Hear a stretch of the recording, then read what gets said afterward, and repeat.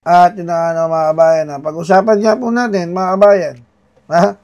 Ito po naging pahayag ni Senator Cayetano kaugnay nga po dyan sa nangyaring desisyon ng Supreme Court na kung saan pinawalang bisa yung impeachment case laban kay BP Inday Sara mga kabayan. Bantakin mo naman po kasi mga kabayan, nag-iiyak po itong mga miyembro ng Kamara de Representante mga kabayan. Dahil tinabagay hindi umubra yung kanilang dasal. Araw-araw po yata sila nagdasal sa simbahan. Na matuloy po yung impeachment. Ang nangyari po, hindi po natuloy. Ngayon, nagagalit po sila. At sinasabing parang ang nagwagi daw ay ang demonyo.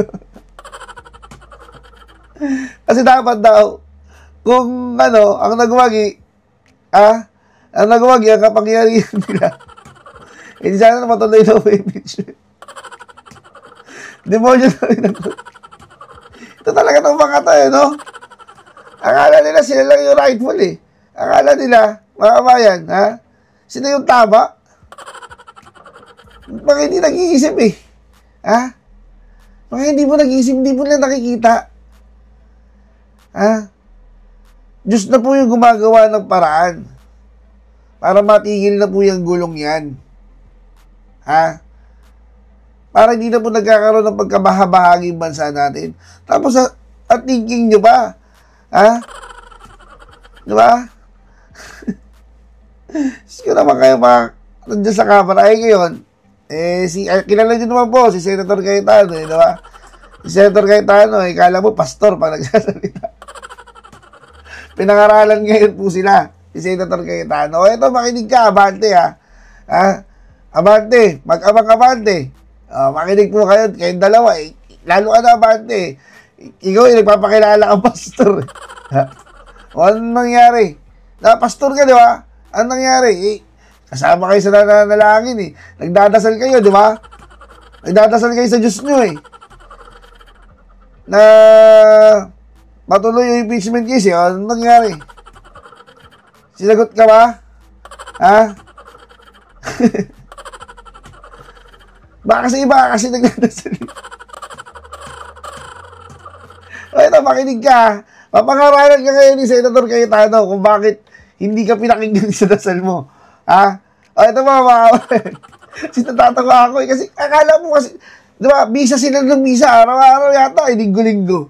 Na sana matuloy, may pray-over pa, sana matuloy ang impeachment case. Tapos nandun pa yung mga pari. Pati pari nagpapagamit mga kabayan. Ano kayo masasabi ng mga pari dyan?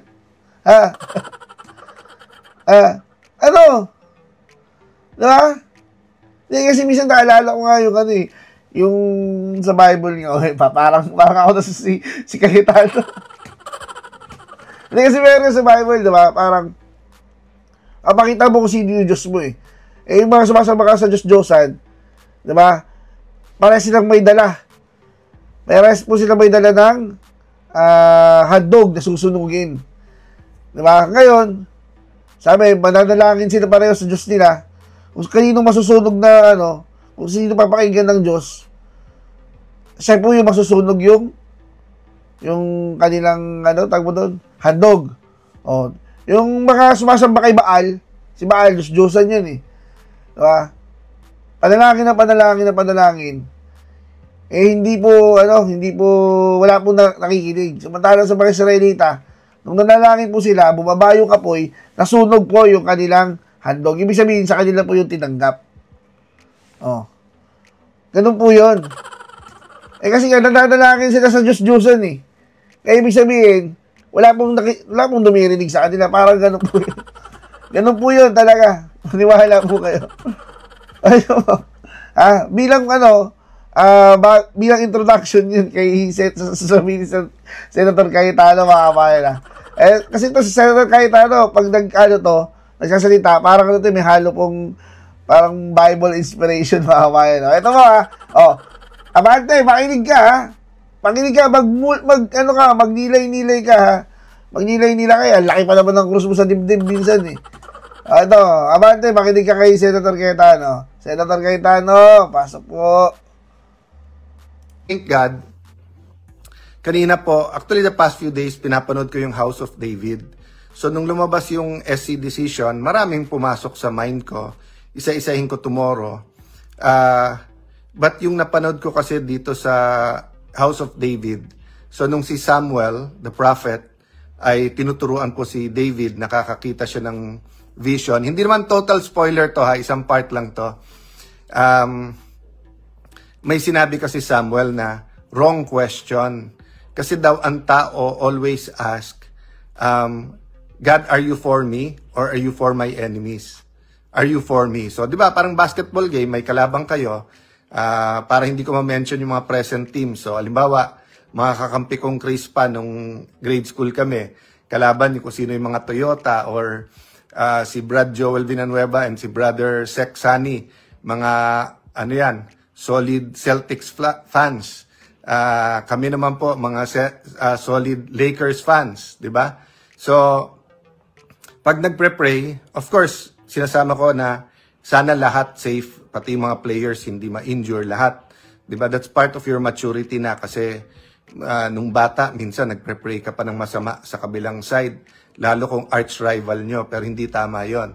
Having said that, yung po sinabi ni Samuel, sinabi niya, mali kasi yung tanong. When you have a wrong question, you'll have a wrong answer. The right question is, God, am I on your side? So kung familiar sa inyo, na banggit ko na po ito dahil turo po din sa amin yan ni Pastor Doy Castillo, way before I watched this. So tinuturo po niya yon na sa bigat po ng mga political issues na mga crisis na hinarap ng ating bansa na napaka-importanting mga decision, yun ang turo niya sa amin, pray that you'll be on God's side. So, how can you pray to be on God's side? You have to know who He is, where He is, and anong season ito, saan tayo dinadala. Diba? So, yung what, when, where, who, ay napaka-importante in wanting to be on God's side. Of course, it starts with reading His Word, knowing to know Him better, diba? So, if someone tells you na, be on God's side, dapat magnakaw ang Pilipinas para yumaman. Alam mo nang hindi God's side yon. Because alam natin na ang Panginoon natin ay hindi nagnanakaw at hindi nagtuturo ng pagnanakaw. So, I say that in context po of, wala naman ako official statistic at hindi naman ako SWS o Pulse Asia. So, hindi ko po talaga alam gaano karami ang natuwa sa Supreme Court decision at ilan naman ang hindi natuwa. I'm referring to the impeachment complaint. Having said that, di ba, kaya nga tayo nag-submit, kaya nga may Supreme Court. Sabi nung iba, check and balance. Yes, ang ibig sabihin po ng check and balance, sa dictatorship kasi, lalo po sa monarchy nung araw, legislative, executive, at judicial, yung three great powers, nasa isang tao lang, nasa isang institusyon. So, ang umuusig, ang nagpro-prosecute or mas masama, persecute, ay siya din nagja-judge at siya din ang gumagawa ng batas. Kaya hiniwalay po natin yan. Ang nag-execute ng batas ay ang executive, ang legislative po ang gumagawa ng batas, at pagkatapos naman po ang judiciary ang nag-i-interpret ng batas at nagme-make ng decision ng mga violation sa law, lalo criminal law. So may konting hybrid sa check and balance kasi may impeachable officers.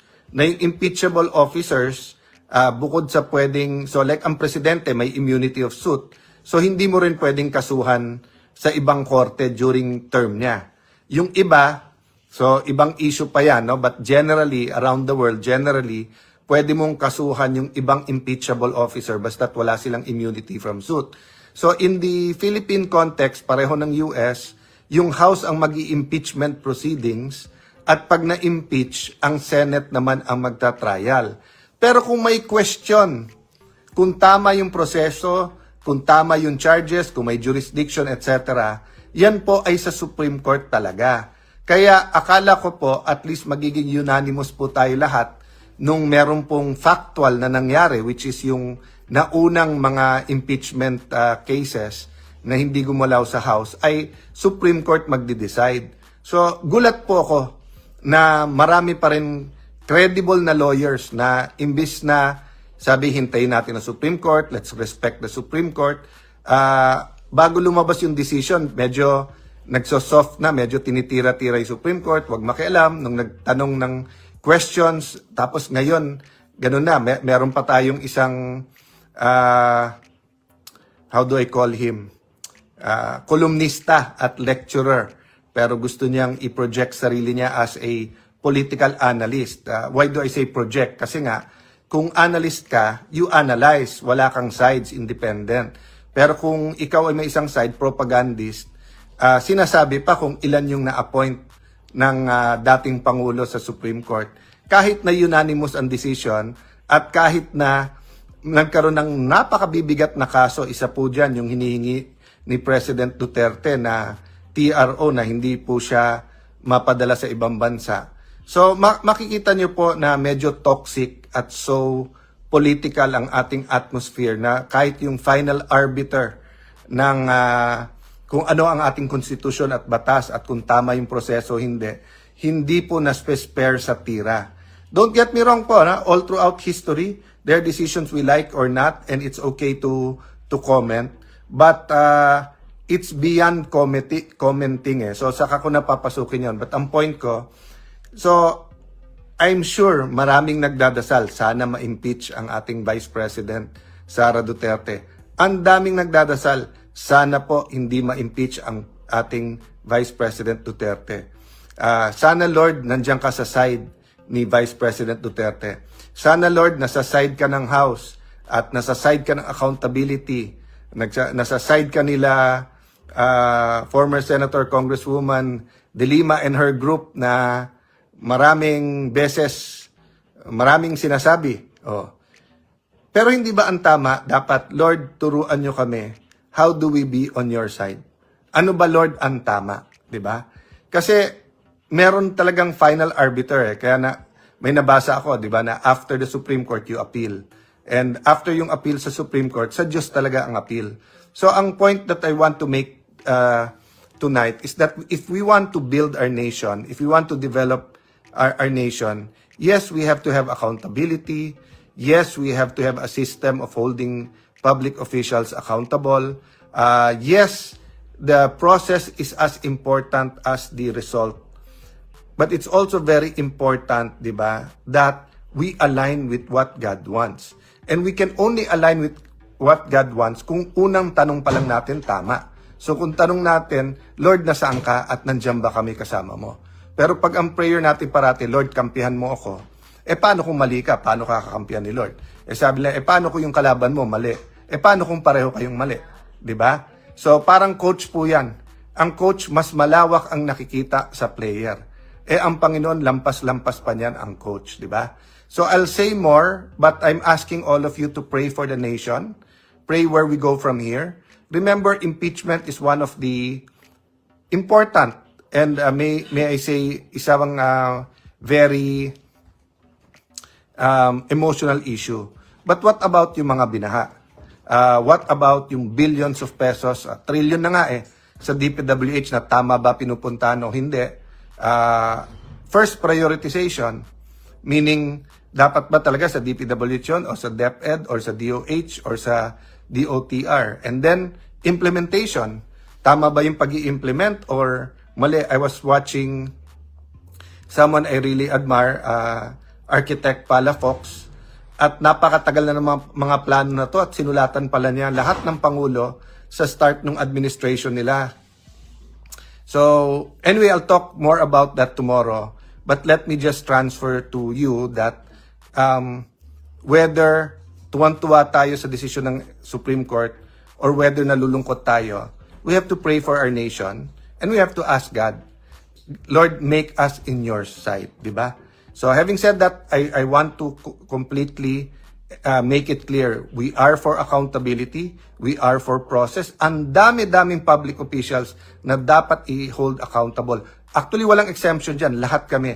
I saw a clip in Inquirer.net, yung isang kongresista sinasabi the LGU should step up.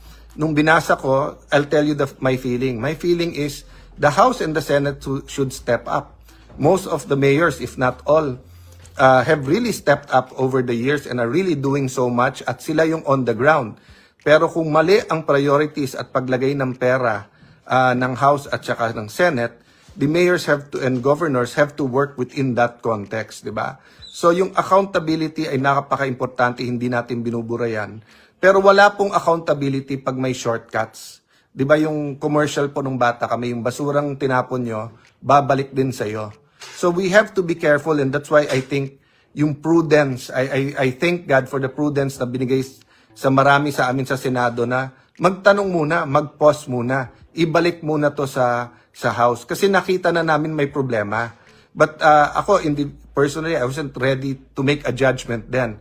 I wanted to know more. But nakita nyo na, after the Supreme Court got all of the facts, definite ang kanilang statement.